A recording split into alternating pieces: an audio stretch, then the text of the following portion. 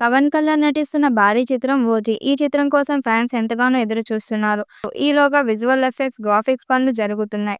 దీనికి ఓ నూతన టెక్నాలజీ వినియోగిస్తున్నారని టాలీవుడ్ వర్గాలు వినిపిస్తుంది.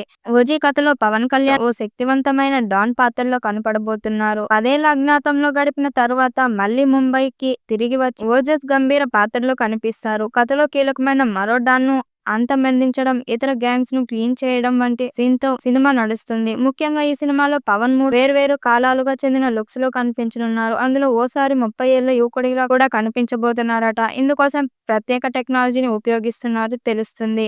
ఈ చిత్రాన్ని భారీ బడ్జెట్‌తో పాన్ ఇండియా స్థాయిలో అన్ని భాషల్లో విడుదల చేయబోతున్నారు. అన్నీ కుదిరితే సెప్టెంబర్‌లో విజయదశమి సందర్భంగా విడుదల చేస్తామని చెబుతున్నారు. పవన్ నుండి వస్తున్న భారీ యాక్షన్ సినిమా కావడంతో అంచనాలు భారీగా ఉన్నాయి. మరి 'ఓజీ' సినిమాతో పవన్ ఎలాంటి రికార్డ్స్ క్రియేట్ చేస్తాడో చూడాలి.